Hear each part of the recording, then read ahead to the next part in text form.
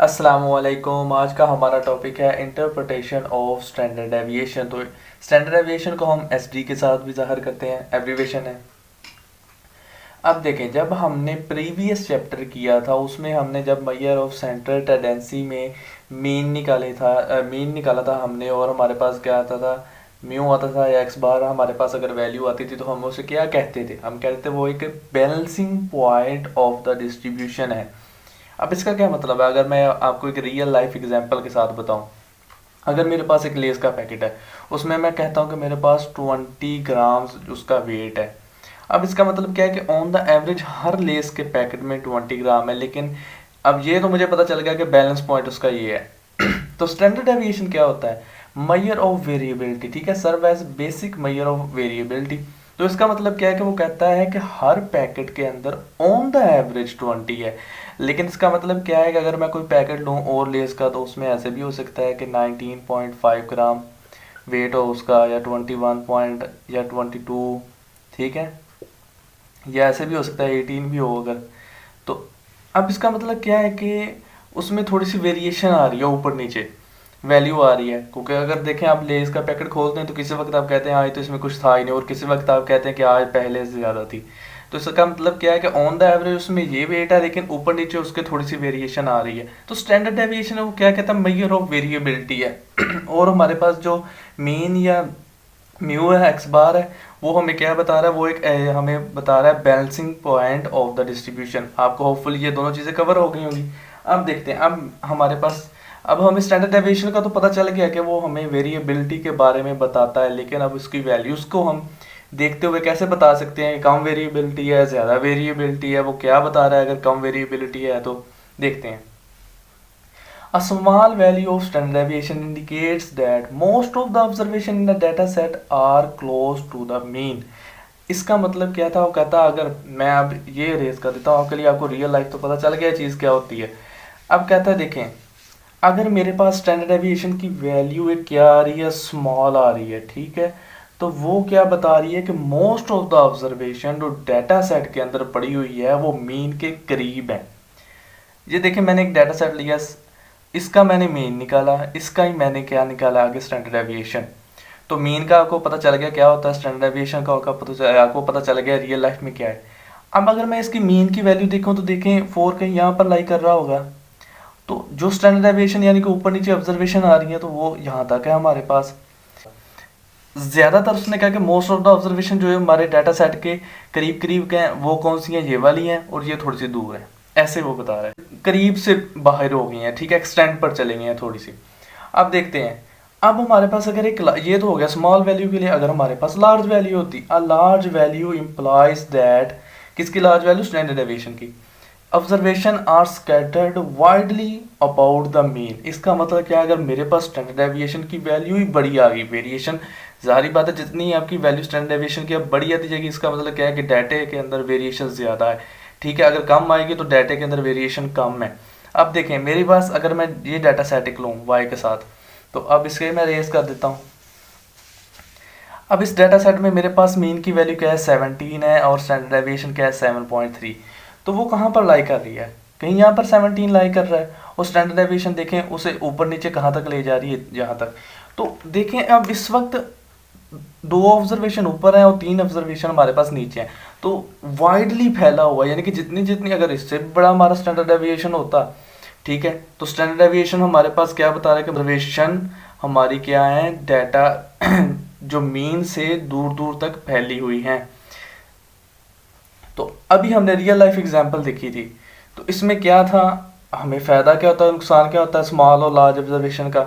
अब देखिए, लेस का पैकेट ही था, अगर उसमें स्मॉल वेरिएशन हो तो क्या है, अगर कोई बंदा खरीदने जाएगा तो उसे थोड़ी बहुत कमी पेशी के साथ, किसी वक्त थोड़ा सा कम मिल रहा है, किसी वक्त ज़्यादा मिल रही है, तो वो लेता रहेगा। अब एक बंदा गया है, उसे लेस का पैकेट उसने लिया, तो उसमें वेट था, हमने कहा 20 होता है ऑन द एवरेज, उसे 10 वाली मिल गई, उसने कहना भाई मैंने तो अब कभी नहीं खानी है, ठीक है, इसमें तो कुछ होता ही नहीं है, पैसे भी लगाए और कुछ भी नहीं है।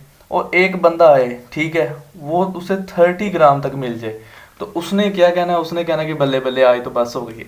तो इसमें क्या है कि इसमें कंपनी का लॉस हो रहा है और इसमें कस्टमर का लॉस हो रहा है। ठीक है। इससे अगर कंपनी 30-30 वाली बना के देती रहेगी तो उसे कोई फ़ायदा नहीं, अगर कस्टमर खरीदेगा उसने कहना मुझे कोई फ़ायदा नहीं। तो इस तरह थोड़ी सी वेरिएशन को भी हम ज़ाहिर कर सकते हैं कि हमारे पास वैल्यूज़ हों तो उसका मतलब क्या होता है। तो एक दफ़ा फिर मैं आपको ये थोड़ा सा बता दूं, हमारे पास जब सेंटर वैल्यू आई थी देखें 17, तो मैंने जब कहा था कि लार्ज वैल्यू हो, तो इस वक्त देखें डाटा से कितनी दूर तक, यानी कि 17 से 26 तक की एक वैल्यू गई हुई है और 7 तक भी गई हुई है, यानी कि हमें पता चल रहा है कि वो काफ़ी ज़्यादा एक्सटेंड की हुई है, फैली हुई है। अब यहाँ तक तो हमें पता चल गया कि इंटरप्रिटेशन ऑफ स्टैंडर्ड डेविएशन। तो अब हमारे पास इसके साथ ही जो हमारा दूसरा टॉपिक रिलेट कर रहा है, इसके साथ ही बल्कि रिलेट किया वो है शेबीशिफ्स थ्योरम, ठीक है। तो शेबीशिफ कह लें या चेबीशिफ भी को कहते हैं, मगर शेबीशिफ, ठीक है, वो थ्योरम है हमारा। तो उसके बारे में पहले हम थोड़ा सा देख लेते हैं, वो हमें बताता क्या है, क्या रिलेशन है, कैसे चीज़ों के बारे में हमें बताएगा, और फिर हम उससे भी कर लेते हैं। हमने कहा था हम शेबीशिफ रूल के बारे में अब देखेंगे। तो देखें हमारे पास, मैंने पहले मैथमेटिकली या कुछ भी बताने से पहले आपको सोचा कि ग्राफ के ज़रिए बताऊं ताकि आपकी इमेज बैठ जाए हम कर क्या रहे हैं, फिर हम ज़ाहिरी बात है फार्मूला लगा के क्वेश्चन भी करेंगे। तो देखें अगर हमारे पास शेप ऑफ द डिस्ट्रीब्यूशन पड़ी हो, शेप ऑफ द डिस्ट्रीब्यूशन अगर बेल शेप हो, ठीक है, बेल शेप हो, सिमेट्रिक हो, यानी कि 50% इधर है 50% इधर है, अगर मैं सेंटर से कट लगाऊं तो क्या होता है हमारे पास, जब हमारे पास एक बेल शेप डिस्ट्रीब्यूशन पड़ी होती है तो उसका मीन, उसका मीडियन, उसका मोड हमारे पास क्या होते हैं, सेम होते हैं। हम इस तरह भी पता कर सकते हैं, और आगे जाके हमने स्क्यूनेस और कर्टोसिस भी करना है तो उसके ज़रिए भी हम पता कर सकते हैं। शेप भी देखकर हम पता कर सकते हैं, अगर हमारे पास बेल शेप बन रही है तो वो क्या है, हमारे पास सिमेट्रिक होती है, ठीक है। अब देखें, अब हमने क्या कह रहा, हमें अगर कहा जाए कि हमारे पास म्यू की वैल्यू है, ठीक है, और हमारे पास स्टैंडर्ड डेविएशन है, ठीक, म्यू की वैल्यू है हमारे पास और हमारे पास क्या है, स्टैंडर्ड डेविएशन है। अब देखें अगर हमारे पास ये दो वैल्यू पड़ी हो और हमारे पास इस, क्या हम इंटरवल बनाए इसका, तो हम बता सकते हैं कि इतने रेंज के अंदर हमारी इतनी वैल्यूज़ गिर रही हैं, इतने रेंज के अंदर हमारे इतना डाटा का परसेंटेज मैं बता रहा हूँ जी, बता सकते हैं। कैसे, हम यूज़ करते थे एक एम्पिरिकल रूल, इसे हम कहते हैं एम्पिरिकल रूल। कंफ्यूज नहीं होना, इसका मतलब क्या है, अगर मेरे पास एक डाटा सेट पड़ा हो ना, यानी कि इस तरह अगर मेरे पास कोई डाटा सेट पड़ा हो, यानी कि 80 वैल्यूज है इसकी या 40 वैल्यू है, और उसका मुझे मीन दे दिया जाए, मुझे स्टैंडर्ड डेविएशन दे दिया जाए, अगर वो नॉर्मली डिस्ट्रीब्यूटेड हो, ठीक है, तो मैं मीन प्लस माइनस, ठीक है, ये चीज़ करके तो मैं क्या बता सकता हूँ कि मैं बता सकता हूँ कि मेरा 80% डाटा जो मेरे पास एक लोअर लिमिट आएगी, यानी कि इसे करने से मिसाल के तौर पर मैं वैसे ही कह देता हूँ कि मेरे पास एक वैल्यू आ रही है 30 और एक वैल्यू आ रही है मेरे पास 70, तो 30 से 70 के दरमियान मैं कह सकता हूँ कि मेरी 78% ऑब्जर्वेशन जो है इस इंटरवल के अंदर फॉल कर रही है। इसका मतलब ये होता है, अब देखें, अब जब हमने कर लिया इसे स्टार्ट, तो अगर मैं म्यू प्लस माइनस को, कि मैंने पॉपुलेशन के पैरामीटर के लिहाज से लिखा है, यहाँ पर मैंने स्टैटिस्टिक्स के लिहाज से लिखा था, स्टैटिस्टिक्स के लिहाज से यानी कि मैंने एक्स बार और एस लिखा था, तो एक्स बार और एस भी यहाँ पर, अगर मैं एक्स बार और यहाँ पर मैं ऐसे लिख दूँ ना एक्स बार प्लस एस, तो वो भी ठीक है। अब देखते हैं, जब मेरे पास म्यू प्लस माइनस सिग्मा होगा तो वो मुझे क्या बताएगा, डाटा का 68.26% डाटा का मेरा दो इंटरवल के दरमियान जो फॉल कर रहा है, यानी कि यहाँ तक तो मुझे वो बता देगा। अब देखें अगर मैं म्यू प्लस माइनस 2 सिग्मा करूँ, यानी कि मैं इस वाले को मल्टीप्लाई करवा रहा हूँ 2 के साथ, तो फिर वो क्या है, वो फर्दर देखें, अब वो मुझे यहाँ तक वैल्यूज बता रहा है, यहाँ तक इस इंटरवल तक 95%। अब वो फिर हम म्यू प्लस माइनस 3 सिग्मा करते तो वो मुझे यहाँ तक वैल्यूज बता रहा है, ठीक है, वो यानी कि 99.73% डाटा हमें बता रहा है। ये सारी चीज़ें तो होगी, चलें हमें समझ लग गई कि ग्राफिकली हमें पता चल गया जी डाटा का, हमें ये चीज़ ये को तो पता चल।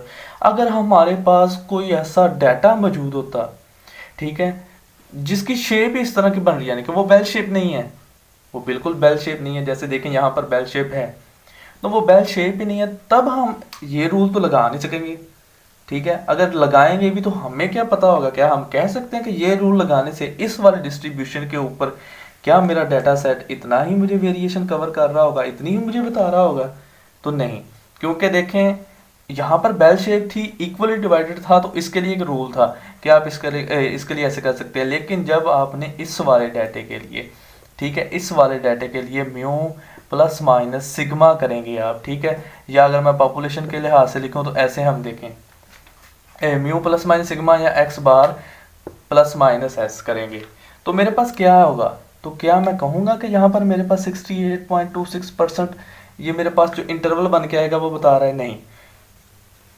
तो इसके लिए यानी कि ये था सिर्फ और सिर्फ एम्पिरिकल रूल किसके लिए, एक बेल शेप डिस्ट्रीब्यूशन, एक सिमेट्रिक डिस्ट्रीब्यूशन के लिए।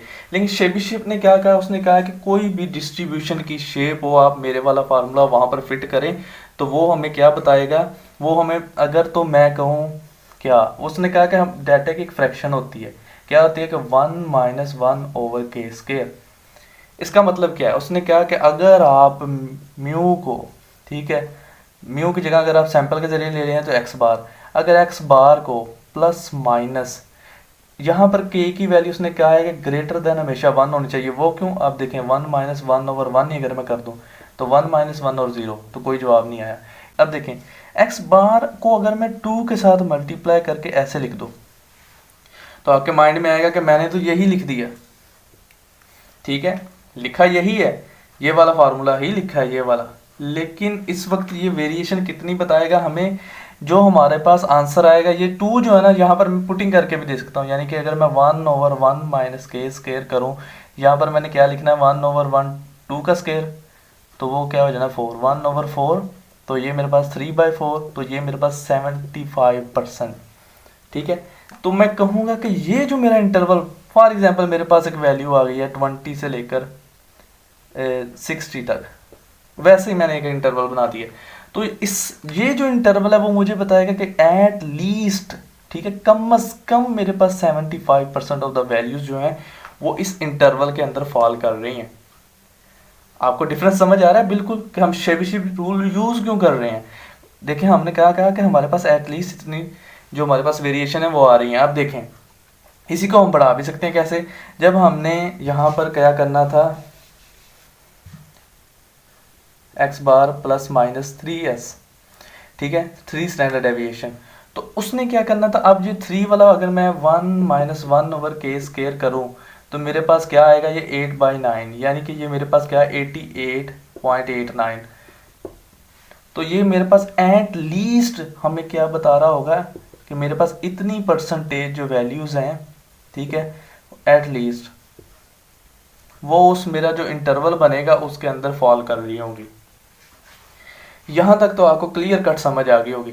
अब देखते हैं, अब वो कहता है कि अगर तो हमारे पास सिर्फ लास्ट पॉइंट है, अगर वो कहता है कि हमारे पास यही डिस्ट्रीब्यूशन पड़ी हो, यही डिस्ट्रीब्यूशन, ठीक है, ये वाली है ही नहीं, तो जब हम इसके ज़रिए शेबशेफ के ज़रिए इसके ज़रिए बताएंगे तो क्योंकि हमारे पास एक्चुअल फ्रैक्शन भी इसके अंदर ऐड हो जाएगी, तो हमारे डाटा सेट जब हमने शेबशेफ के ज़रिए इसकी इंटरप्रिटेशन करनी है तो उसने यही कहना है, उसने यही कहना है कि एट लीस्ट, ठीक है, at least 75% of the data मेरे पास किस में फॉल कर रहा है, इसमें फॉल कर रहा है। लेकिन एक्चुअली वो कितना फॉल कर रहा होगा उस वक्त, 95%, क्योंकि हमारी जो शेप ऑफ द डिस्ट्रीब्यूशन है इस वक्त क्या है, बेल शेप।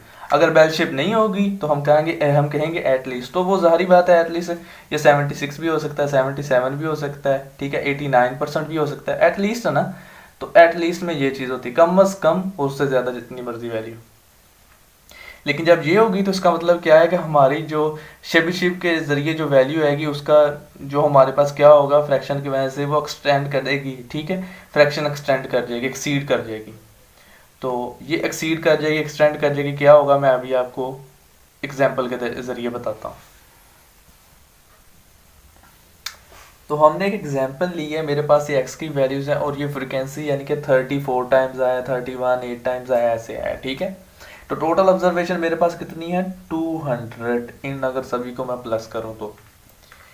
अब मैं बताना क्या चाहता था अभी आपको, जो हमने डिस्ट्रीब्यूशन बताई थी कि अगर हमारे पास एक सिमेट्रिक डिस्ट्रीब्यूशन है, अगर 50 इधर है 50 इधर है, तो अगर एम्पिरिकल रूल लगाऊं तो वो मुझे कितना बताएगा, अगर मैं एक्स बार प्लस माइनस 2 सिग्मा करूँ तो कितना 95.4%। और अगर मैं इसी के ऊपर जब मैंने शेबशेफ इन शेबिशिव रूल लगाना था, तो शेबिशिव ने मुझे क्या बताना था, शेबिशिव ने मुझे ये बताना कि 75%, क्योंकि मैंने यहाँ पर के की वैल्यू क्या लिखनी थी, 2, 1/2 स्केयर। अब देखते हैं क्या ये चीज़ें ऐसे ही आ रही हैं, हमने ये देखना है। अब अगर मैं इस डाटा सेट का मीन लूँ, क्योंकि मैंने कहा था जब हमारे पास सिमेट्रिक डिस्ट्रीब्यूशन होती है उसका मीन, मीडियन, मोड वो सेम होता है। तो मोड का तो आपको ज़्यादा ऐसे ही पता है ना, ऐसे ही पता होगा कि most frequent value in the data, तो 62 सबसे ज़्यादा दफ़ा आई है, तो मोड तो 62 हो गया। मीडियन भी आप ऐसे ही कम्युलेटिव फ्रिक्वेंसी निकालने के बाद निकाल सकते थे, और एक्स बार इसका 34 है, 33.99 है, तो वो राउंड ऑफ करके 34 ही हो गया। तो देखें, तो ये सिमेट्रिक डिस्ट्रीब्यूशन हो गया, ठीक है। ये हमारे पास डाटा एक सिमेट्रिक है। आप देखते हैं इसकी मैंने स्टैंडर्ड डेविएशन निकाली तो वो 1.504 होगी।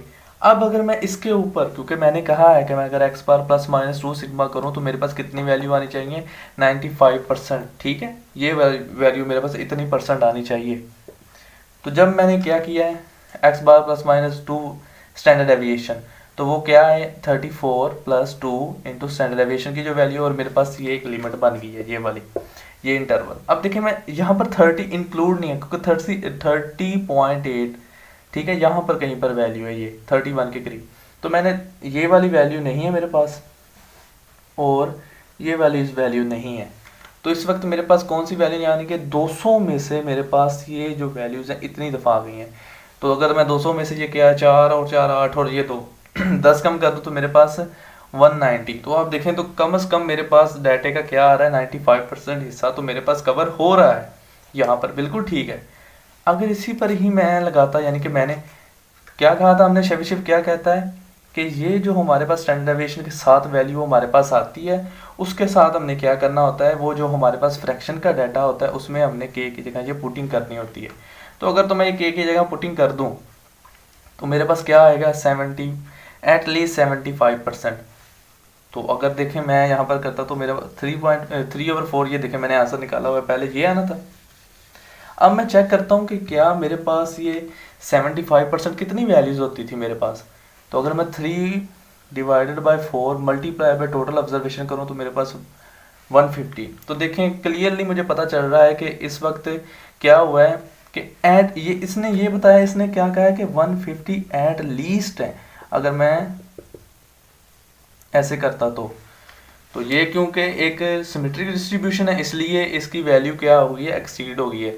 एक्सीड कैसे होगी, इसने क्या कहा कि 150 है, लेकिन हमें ओरिजिनल वैल्यू का यहाँ पर पता है कि 190 है। लेकिन अगर हमारी डिस्ट्रीब्यूशन सिमेट्रिक ना होती, मेन मीडियन मोड सेम ना होता, तो उसने क्या करना था, उसने हमें बता देना था कि एटलीस्ट 150 ऑब्जर्वेशन तो आपके इस इंटरवल में गिर ही रही हैं। अब उसके आगे वो 80% है, जितनी भी हैं वो नहीं हमें बताता था, लेकिन इतना बता देता था कि एटलीस्ट। और यहाँ पर हमें ये भी पता है कि कितनी गिरी, क्योंकि हमारे पास डिस्ट्रीब्यूशन जो है वो सिमेट्रिक है। आपको उम्मीद है कि काफ़ी अच्छे तरीके से समझ आ गई होगी चीज़ की।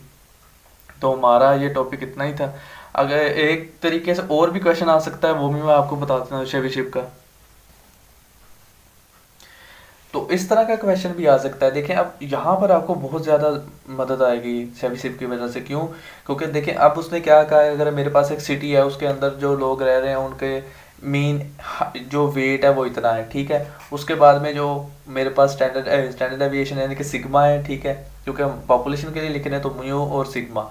अब देखिए म्यू भी उसने बता दिया, सिग्मा भी बता दिया उसने। अब हमने क्या करना होता शेबिशिव के जरिए, हम तो शेबिशिव के जरिए ये करते थे कि 1/k² में के की वैल्यू हम पहले बता देते थे कि अगर मेरे पास 2 सिग्मा है या 3 सिग्मा मैं निकाल रहा हूँ तो मुझे जी उसका इंटरवल यानी कि उसमें कितनी % वैल्यूज़ गिरेंगी, हम तो ये बता देते थे ऐसे कि अगर मैं म्यू प्लस माइनस अगर यहाँ पर मैं 2 सिग्मा करूँ तो मेरे पास एक इंटरवल आएगा जी, उसमें 70 एटलीस्ट कम से कम 75% डाटा पड़ा होगा। लेकिन वो यहाँ पर ये नहीं कह रहा, वो कहता मैंने तो इंटरवल तुम्हें दे दिया है भाई, अब मुझे ये बताओ कि इसके अंदर मेरा कितना % डाटा गिर रहा है।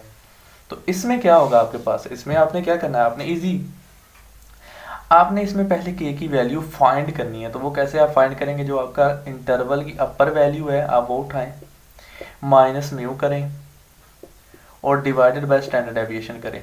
तो इस वक्त आपका आंसर क्या आ रहा है, वो आ रहा है 2.5। तो इसका क्या मतलब है, अगर मैं k की वैल्यू 1/k² तो 1/1.2.5 इसका स्केयर लूँ तो मेरे पास जवाब जो आएगा वो आएगा 84%। तो इस इंटरवल के अंदर मेरी 84% ऑफ द डाटा की वैल्यूज़ फॉल कर रही थी।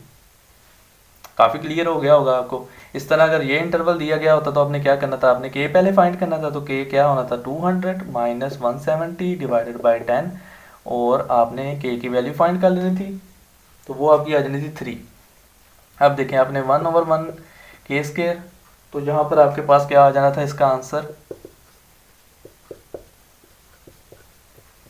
88.89। तो इस इंटरवल के अंदर आपकी कितनी ऑब्जर्वेशन फॉल करनी, 88.89।